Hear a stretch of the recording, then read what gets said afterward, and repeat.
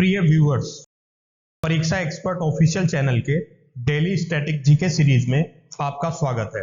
इस सीरीज में हम प्रतिदिन आपके लिए UPSC, state PSC, SSC, RRB banking तथा विविध परीक्षाओं से संबंधित 10 प्रश्न व्याख्या सहित लेकर प्रस्तुत होंगे।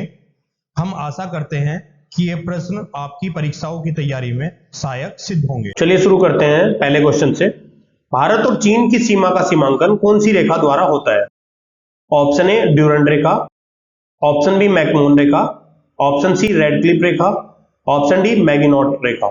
इसका सही आंसर है ऑप्शन बी मैकमोहन रेखा। एक्सप्लेनेशन देख लेते हैं। भारत और चीन की सीमा का सीमांकन मैकमोहन रेखा द्वारा किया जाता है। मैकमोहन रेखा ग्रेट ब्रिटेन और तिब्बत के बीच हुए शिमला सम्मेलन की समाप्ति पर निर्धारित तिब्बत और ब्रिटिश भारत के बीच सीमांत रेखा है, जिसका नाम ब्रिटिश वार्ताकार सर हेनरी मैकमोहन के नाम पर पड़ा था। नेक्स्ट क्वेश्चन देख लेते हैं। निम्नलिखित में से भारत का कौन सा राज्य जो 3 देशों क्रमशः नेपाल, भूटान और चीन को छूता है? Option A Arunachal Pradesh, option B Uttarakhand, option C Paschim Bangal, option D Sikkim. इसका सही आंसर है ऑप्शन डी सिक्किम। एक्सप्लेनेशन देख लेते हैं। सिक्किम भारत के पूर्वोत्तर भाग में स्थित एक पर्वतीय राज्य है। यह राज्य पश्चिम में नेपाल, उत्तर तथा पूर्व में चीनी तिब्बत स्वायत्त क्षेत्र और दक्षिण पूर्व में भूटान से लगा हुआ। नेक्स्ट क्वेश्चन देख लेते हैं। भारत के अपने पड़ोसी देशों के मध्य अंतरराष्ट्रीय सीमा के विस्तार का अवरोही क्रम है। ऑप्शन ए बांग्लादेश, चीन, पाकिस्तान तथा नेपाल, ऑप्शन बी चीन, बांग्लादेश, पाकिस्तान तथा नेपाल, ऑप्शन सी बांग्लादेश, चीन, नेपाल तथा पाकिस्तान, ऑप्शन डी नेपाल, बांग्लादेश, पाकिस्तान तथा चीन।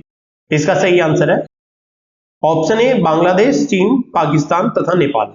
एक्सप्लेनेशन देख लेते हैं। भारत के अपने पड़ोसी देशों के मध्य अंतरराष्ट्रीय सीमा के विस्तार का अवरोही क्रम बांग्लादेश, चीन, पाकिस्तान तथा नेपाल है। नेक्स्ट क्वेश्चन देख लेते हैं। निम्नलिखित में से भारतीय उपमहाद्वीप मूलतः किस एक विशाल भूखंड का भाग था? Option A Aryavarta, option B Gondwana land, option C Jurassic भूखंड, ऑप्शन डी इंडियाना। इसका सही आंसर है option B Gondwana land. Explanation देख लेते हैं। भारतीय उपमहाद्वीप मूलतः गोंडवाना लैंड का एक विशाल भूखंड था। गोंडवाना महाद्वीप एक ऐतिहासिक महाद्वीप था। यह प्राचीन वृद्ध महाद्वीप पेंजिया का दक्षिणी भाग था। इसका उत्तरी भाग लॉरेंसिया कहा जाता है। गोंडवाना महाद्वीप का नाम एंडू एरंड सुयस ने भारत के गोंडवाना क्षेत्र के नाम पर रखा था। गोंडवाना भूभाग आज के समस्त दक्षिणी गोलार्ध के अलावा भारतीय उपमहाद्वीप और अरब प्रायद्वीप, जो वर्तमान में उत्तरी गोलार्ध में है, का उद्गम स्थल है। आज से 13 करोड़ साल पहले गोंडवाना महाद्वीप के टूटने से ऑस्ट्रेलिया, अंटार्कटिका और भारत का निर्माण हुआ था। नेक्स्ट क्वेश्चन देख लेते हैं। निम्न में से कौन सा कथन सत्य है? ऑप्शन ए भारत के पश्चिमी समुद्र तट का निर्माण नदियों की जमाव क्रिया द्वारा हुआ है। ऑप्शन बी भौम की दृष्टि से प्रायद्वीप क्षेत्र भारत का सबसे प्राचीन भाग है। ऑप्शन सी हिमालय विश्व के प्राचीनतम पर्वतमाला को प्रदर्शित करते हैं। ऑप्शन डी भारत में प्रायद्वीप क्षेत्र का दक्षिणी भाग कोयले का वृहत्तम भंडार धारण करता है। इसका सही आंसर है ऑप्शन बी भौम की दृष्टि से प्रायद्वीप भारत का सबसे प्राचीन भाग है। एक्सप्लेनेशन देख लेते हैं। भौम की दृष्टि से प्रायद्वीप क्षेत्र भारत का सबसे प्राचीन भाग है। भारत का यह दक्षिणी भाग 3 ओर से जलीय भाग से घिरा हुआ है। इसके दक्षिण में हिंद महासागर, पूर्व में बंगाल की खाड़ी और पश्चिम में अरब सागर स्थित है। 3 तरफ से जल से घिरा होने के कारण इसे प्रायद्वीपीय भारत भी कहते हैं। नेक्स्ट क्वेश्चन देख लेते हैं। समय अंतराल के आधार पर निम्नलिखित में से कौन सी चट्टान प्रणाली प्राचीनतम है? Option A Vindhyan, option B Cuddapah, option C Dharwar, option D Gondwana. इसका सही आंसर है ऑप्शन सी धारवाड़। एक्सप्लेनेशन देख लेते हैं। समय अंतराल के आधार पर धारवाड़ चट्टान प्रणाली प्राचीनतम है। धारवाड़ क्रम की चट्टानें प्रमुख रूप से कर्नाटक के 3 जिलों धारवाड़, बेल्लारी, शिमोगा में पाई जाती हैं।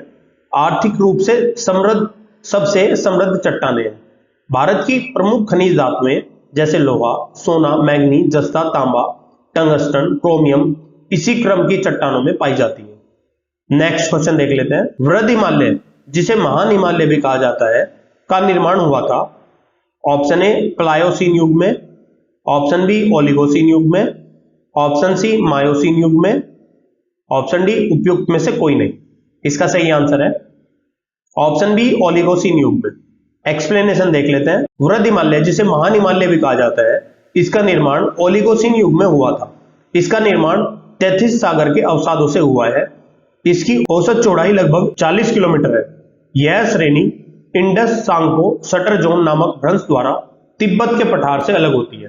महान हिमालय जिसे हिमाद्री भी कहा जाता है, हिमालय की सबसे ऊंची श्रेणी है। नेक्स्ट क्वेश्चन देख लेते हैं। काली और तीस्ता नदियों के बीच स्थित हिमालय के भाग को कहा जाता है?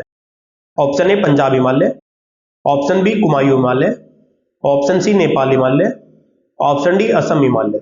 इसका सही आंसर है option C Nepal Himalaya. Explanation देख लेते हैं। काली नदी से तीस्ता नदी के बीच फैली लगभग 800 किलोमीटर लंबी हिमालय श्रृंखला को ही नेपाल हिमालय कहा जाता है। नेपाल, तिब्बत और सिक्किम में स्थित इस पर्वत श्रृंखला के पूर्व में असम हिमालय तथा पश्चिम में कुमायूं हिमालय स्थित है। नेक्स्ट क्वेश्चन देख लेते हैं। शिवालिक श्रेणियों की ऊंचाई है?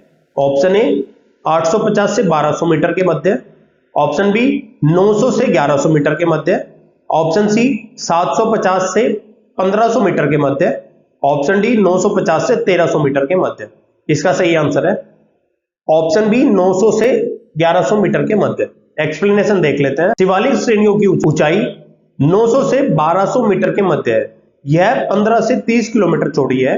उप हिमालय या शिवालिक या बाह्य हिमालय हिमालय की सबसे बाहरी और नवीनतम श्रेणी है। इसे बाह्य हिमालय भी कहते हैं। यह पंजाब में पोतवार बेसिन के दक्षिण से आरंभ होकर पूर्व की ओर कोसी नदी तक अर्थात 87 डिग्री पूर्वी देशांतर तक फैली। निम्न कथनों पर विचार कर सही उत्तर का चयन कीजिए।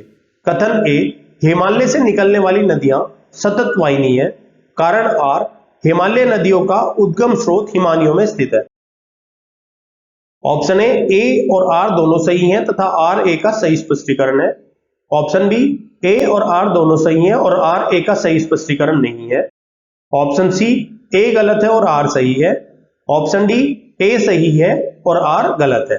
इसका सही आंसर है ऑप्शन ए और आर दोनों सही है और आर ए का सही स्पष्टीकरण है। एक्सप्लेनेशन देख लेते हैं। हिमालय से निकलने वाली नदियां सतत वाहिनी है। हिमालय नदियों का उद्गम स्रोत हिमानियों में स्थित है। हिमालय की नदियों की पूर्ण 3 प्रमुख नदी तंत्र में विभाजित किया गया है: सिंधु नदी तंत्र, गंगा नदी तंत्र तथा ब्रह्मपुत्र नदी तंत्र। प्रिय व्यूअर्स, हम आशा करते हैं कि ये वीडियो आपको अच्छी लगी होगी। कृपया अपने फीडबैक एवं सजेशंस कमेंट बॉक्स में दें। हम आपके सजेशंस के अनुसार वीडियो को और बेहतर बनाने का प्रयास करेंगे। इस वीडियो की पीडीएफ प्राप्त करने के लिए आप हमारे टेलीग्राम चैनल से जुड़ सकते हैं, जिसका लिंक वीडियो के डिस्क्रिप्शन में दिया गया है। आप हमारी वेबसाइट www.parikshaexpert.com पर जाकर किसी भी एग्जाम की टेस्ट सीरीज ज्वाइन कर सकते हैं।